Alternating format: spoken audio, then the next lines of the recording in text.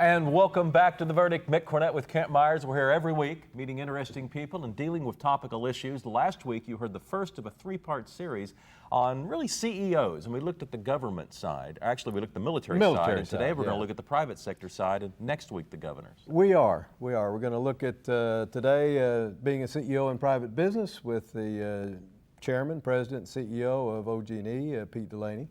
And next week, we'll, of course, be looking at the government side, and we'll be talking to the governor, Brad Henry. How do the roles differ between all of the three issues that we've been discussing during this series? We'll get today with Pete Delaney coming up next on The Verdict.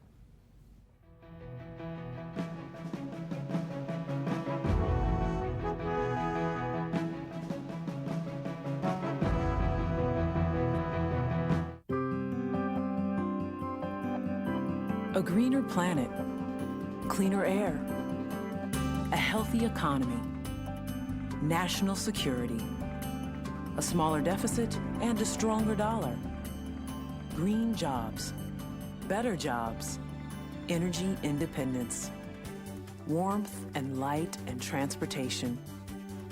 The reasons Chesapeake champions natural gas include your children and grandchildren, your community and its economy, its schools, roads, and charities. More hope for the future. More confidence in the direction of our nation. The need for energy that's clean, affordable, abundant, and very American. These are the reasons Chesapeake champions natural gas every day.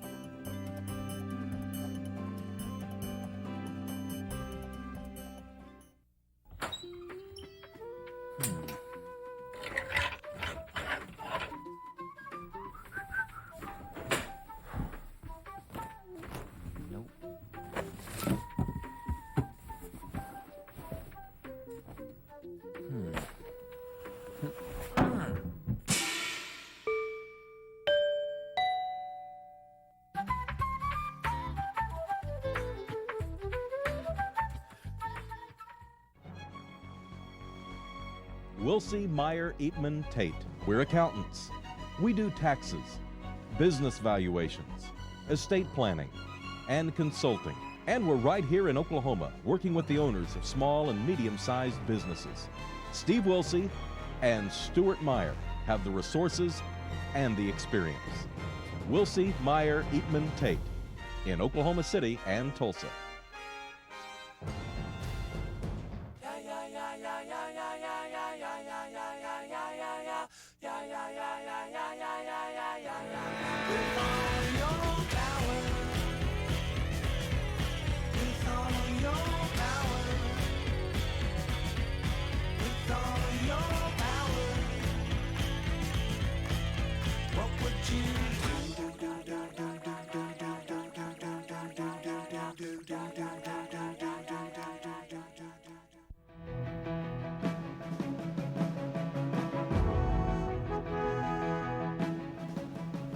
And welcome back to The Verdict. Mick Cornett with Kent Myers, and Kent's going to introduce today's guest.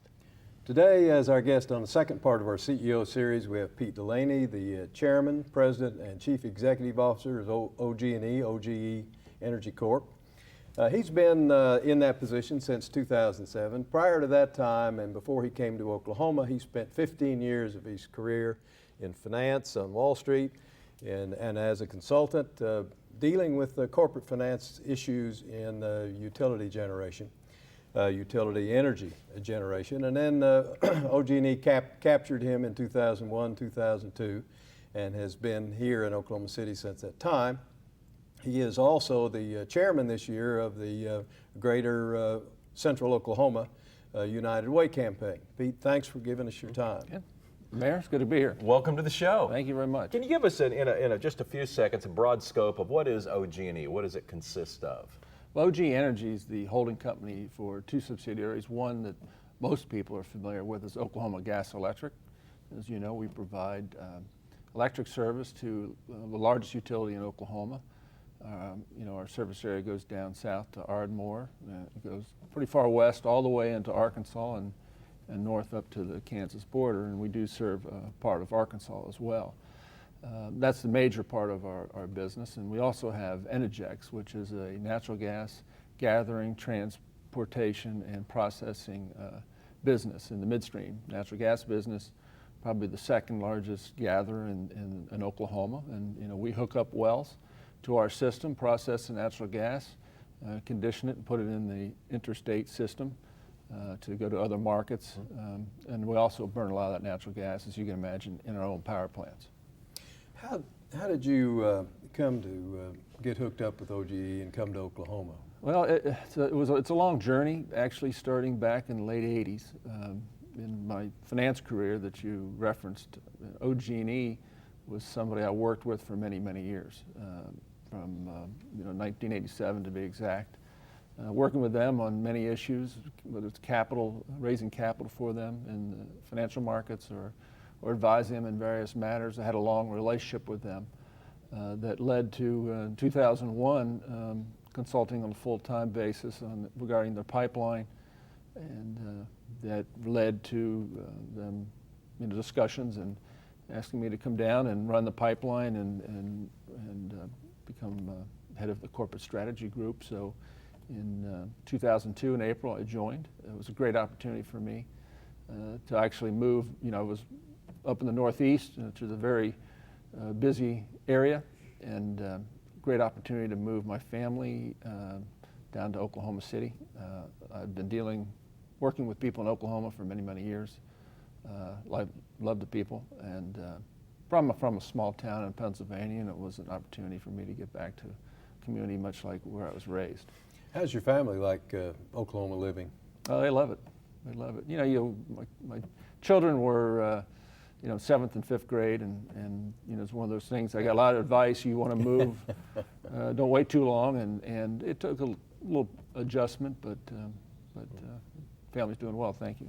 What do you see as your mission as Chief Executive Officer of OGE? Whom do you answer to, et cetera? Well, to keep it, I answer to the board of directors, but to keep a simple way to look at how I look at my mission as Chief Executive Officer is that there's really 3 constituencies that I have to keep my eye on. The shareholders. We have to earn a fair return for our shareholders, keep them interested in the company and interested in investing their capital with us. So I clearly focus on the shareholders. I focus as well on our members. That's what we call our employees at OGE, making sure that we're providing the right environment for them to grow and to succeed. So that's the second constituency. And the third one, the CEOs I keep my eye on, is the customers at OGE or Energex, to make sure that we're delivering top-rate customer service. Customers are very key to the business as well. So as CEO, those are the 3 major constituencies that I focus on. Well, what are your biggest challenges that you're facing today in today's environment to look after those 3 constituencies? Well, I think with probably anybody in a leadership position, is the challenges. One is always focus on my own leadership, make sure that I'm providing the right level of leadership to move the company forward. Sometimes in these positions, you need to make sure you're getting the right feedback. It often doesn't come willingly, and so I wanted to make sure I'm providing the right leadership. 2, making sure that we have the right leadership team at the company, because leadership really makes things happen. And so and making sure that we have the right culture at the company. Again, to attract the right type of leadership, the tone really is set at the top. And you interface more significantly perhaps than some businesses with the government because of the Corporation Commission and the regulatory control that they exercise over some parts of your business. That's true, and we, because of the critical service that we provide, electric service, we have to me, we have a special role and a special relationship with the community. One that we value very greatly is that we feel that we have to have a high level of trust with the community because of the nature of our business, the importance of our business to their lives and to our economy. Remember the ice storm? Yeah. When things go, when the power's off, that's a lot of negative implications for a lot of businesses and people's lives. So it's a really special relationship. Again, being regulated and working with the Oklahoma Corporation Commission, trust is a big issue for us to make sure that we're very transparent in our dealings, supporting the community, and very forthright in everything we do. Because of the regulation that takes place, how aggressive can you be? How does your board of directors direct you to expand business? How do you grow under the environment of government regulation?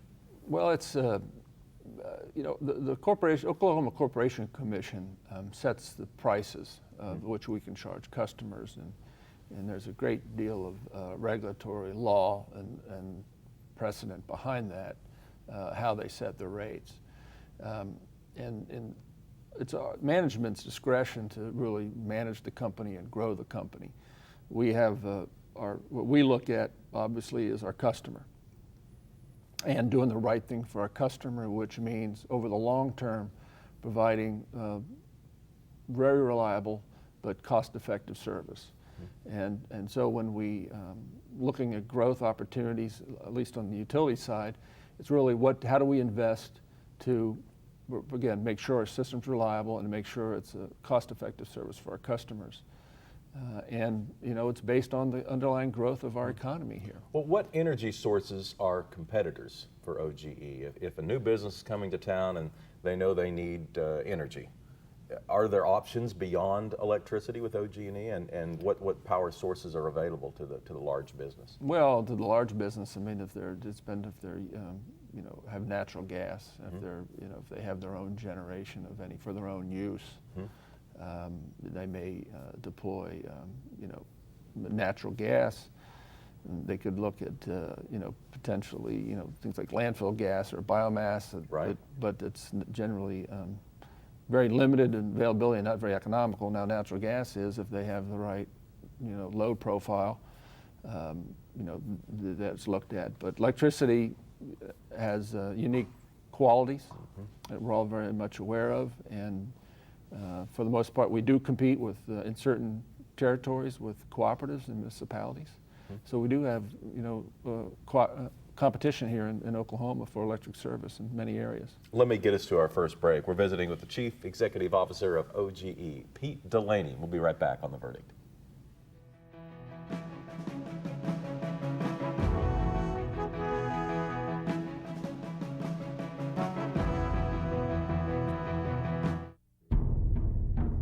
I'm Major Matthew Newmeyer, currently stationed at Fort Leavenworth, Kansas, and I'm a Chickasaw. In 2003, when I was part of the drive to Baghdad, I found being a soldier was going to be a lot more than just firing your weapon and being in a combat situation. Being a warrior, but also being the good citizen. That is probably why American soldiers are so respected, because here are 18 to 20-year-olds. 1 minute they're in combat, people are shooting at them. The next minute they're treating children just as if they were in their own home. That warrior ethos that the Chickasaws had also translates directly to what you do as a soldier. Strength, integrity, the grace, and the idea that you're part of a greater community, that you give to that community, that you find it important to be the best you can be at what you're doing. Home values are down in some states, but not in Oklahoma. Oklahoma's home values have increased 4.2% during the past 12 months. Unlike some states where home values have decreased as much as 20%. Good thing you're in Oklahoma. There may be real estate problems in some states, but there has never been a better time than now to buy or sell a home in Oklahoma. One of the most affordable states in the country, Oklahomans are buying and selling homes every day, and an Oklahoma realtor can show you how. Good thing you're in Oklahoma. Okiwani is an Indian name for a place where children play. When we obtained the camp, we found a lot of oil debris left in the woods. We saw a commercial about how the oil and natural gas industry cleans up old oil well sites. We called the OERB, and they agreed to remove tons of concrete and steel. It didn't cost us a thing. Thousands of children have left their footprints on this land. Thanks to the oil and gas industry, they will for a long time to come.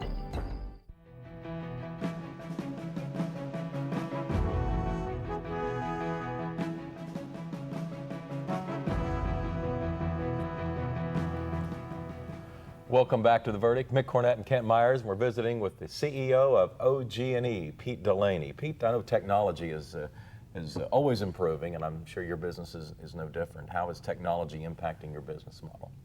Well, we have a lot of great opportunities right now, and it's often said that, if Alexander Graham Bell came back today, he would have no idea what's going on in the telecom. He wouldn't recognize that industry. It said that as Thomas Edison came back, he'd look at the electric industry and fit right in. And there's some truth to that, because up until this point in time, on the electric side, a lot of the business, when you look at the mechanically in our system, while we've been able to upgrade parts of it, and clearly our generation sources are much different and much more efficient than they were. The technology has not impacted our business like it has telecom, but we think that's about to change. And there's new communication technologies, controlled technologies, and sensors that we're looking to deploy and are deploying throughout the system that will really change the way our relationship with our customers. Well, getting to that, I know that in general, in the 1930s, a lot of rural Oklahoma had the infrastructure to provide electricity to areas that didn't have it before. How much of that infrastructure is still in place today, or have there been upgrades through the decades? A lot of that infrastructure is still in place. I mean, we've, it's an aging infrastructure issue which we're track very closely. We have poles out there that are 50 years old. Of course, we have a system, program of going out and changing that and updating that. But it's getting towards the end of their economic life. We're looking, though, not just to replace it with the same type of equipment, but again, there's technology that will allow us to really improve service in terms of if there's outages, there's some things we can do to have them self-healing, whereas now that you have a fault, and if it's serious enough, we have to send people out to have it power restored. We may be able to do that automatically in the future. From remote locations. We're looking at ability to give you real-time data. We had a pilot at Quail Creek where for 30 customers they were able to see exactly what they were consuming, every 15 minutes or so. And then that really changes the relationship, whereas now you get a bill at the end of the month. We want to have you be able to see what you're consuming during the month so that you can take actions, and you don't have to wait till after the month and say, oh wow, this is more than I wanted to spend. So if you've seen our positive energy commercials that are out there, I think you actually in one of them there yourself. That's right. We're trying to really talk about redefining that to be in a partnership, that working together, OGE and our customers, we can be more energy efficient, we can delay any new generation. That's our goal till 2020, any new fossil fuel generation. And together we can really help you manage your bill and save you some money. What kind of employee base do you oversee? You've got a couple of 3 subsidiaries, I know, but total employees, company-wide? Company-wide, about 3,400 employees. Are they mainly all in Oklahoma? Most of them in Oklahoma. Again, we serve parts of Arkansas and Fort Smith, and so most of the employees are spread out through Oklahoma. Now tell us a little bit about your board. You report to your board. Of course, it's selected, I suppose, by the shareholders. Tell us about the size of your board. And we have 10, including myself as chairman of the board. We have 10 members of the board, of which around 6 of those members reside somewhere in Oklahoma, including myself, and 4 outside of the state. What are the major challenges you see for your business to develop sources of energy from perhaps something other than coal for power generation, like wind or nuclear or the like? Right. What are you looking into in that regard? Well, that's a huge challenge for us, and not just for OGE, but probably any utility in the country at this point in time, looking to decarbonize, which means moving away from or minimizing our use of fossil fuel. And here we're burning natural gas and coal. Coal is about 70% of our production. Natural gas is the remainder, with wind now about 2 to 3%. So we've been building up our wind. We have a project under construction right now. We expect to ramp that up to be about 10% in the next 2 or 3 years, 4 years, get up to 10% of our resources. We're blessed with having great wind in western Oklahoma in terms of the consistency of the wind. It's economical in today's world, particularly with potential carbon tax coming. Beyond that, we're looking at solar. Again, that technology is still expensive relative to wind, but we expect that price point is going to come down quite dramatically. So we're focused on solar. We do have some sunny days here, at least we used to. What are the what are the limits to wind power? Because I know you can't just put it in a truck and transport it from one place to another. What are some of the misconceptions about wind power when it comes to electricity? Well, the thing about electricity you got to think about is that unlike natural gas and oil, we cannot store electricity for any significant period of time or any quantities. So supply and demand have to meet each other all the time. Now, when you look at wind, it's what we call an intermittent resource because we cannot control wind. And when we look, our peak load is during the middle of the day, some 2 to 7.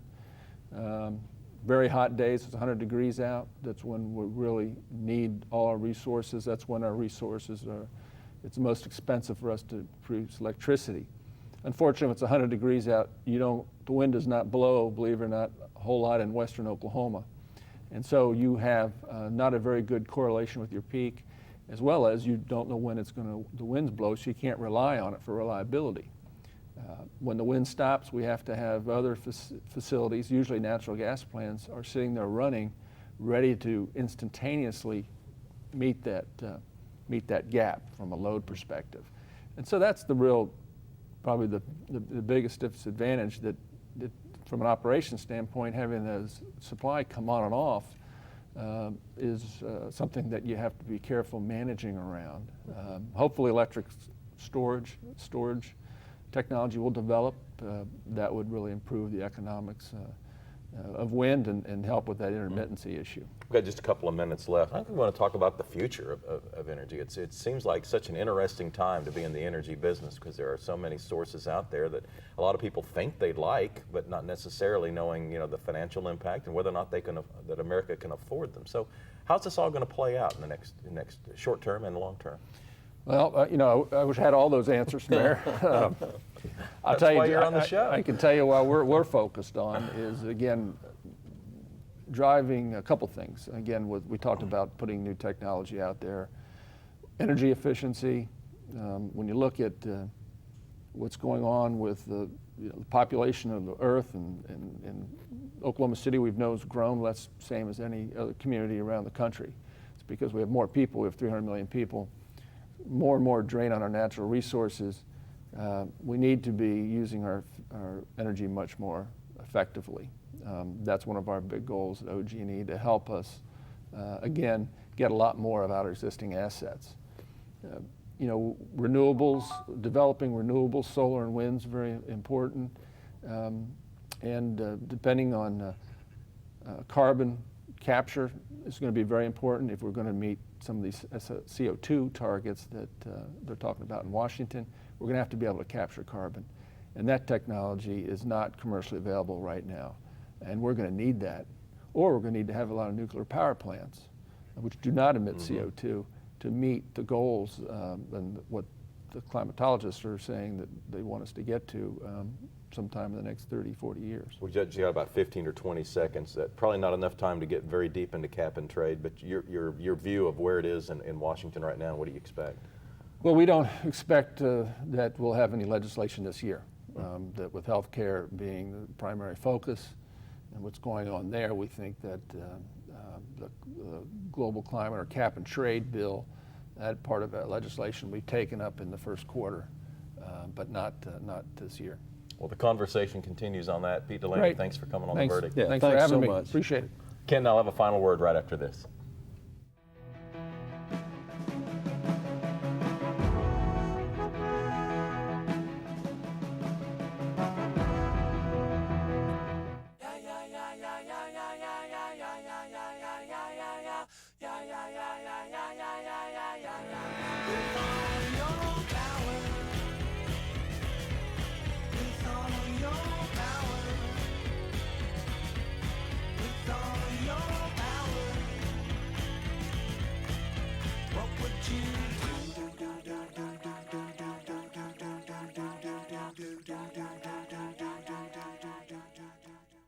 All children deserve a life of hope and love, but sometimes they experience a life of pain, neglect, and abuse.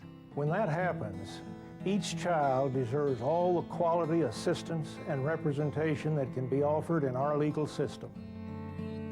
For more information, call 23-CHILD. Oklahoma Lawyers for Children, helping to bring hope and love back to the lives of abused children. The good life comes naturally to Tulsa, where nature's beauty is matched with an eye for aesthetics.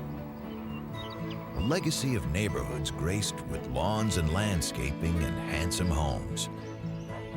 A place that seems to have patented an ideal lifestyle. Bank First is loyal to the quality of life Tulsa assures its citizens, to the priority placed on education, culture, and growth. Loyal to builders who transform raw land into residential charm. Developers who see opportunity and add vitality to Tulsa's economy. Bank First serves both enterprise and private lives that need a loyal partner. It's how we help nurture this city's very good life. Bank First. Loyal to Oklahoma. Loyal to you. The Journal-Record is pleased to be a sponsor of The Verdict. The Journal-Record, since 1903, the best source of Oklahoma business news and legal information. And for almost 30 years, Oklahoma political, government, and business leaders have turned to the McCarville Report for accurate, reliable, inside information. Visit the McCarville Report online. Welcome back, where the energy business is in flux, no doubt about it. Well, it is, and what he was talking about today, Pete Delaney, is electricity, and OGE just does a grand job making sure that light comes on when you flip the switch. Internet information, more information about Pete and his company at OGE.com, and our website, theverdict.tv. We'll see you next week.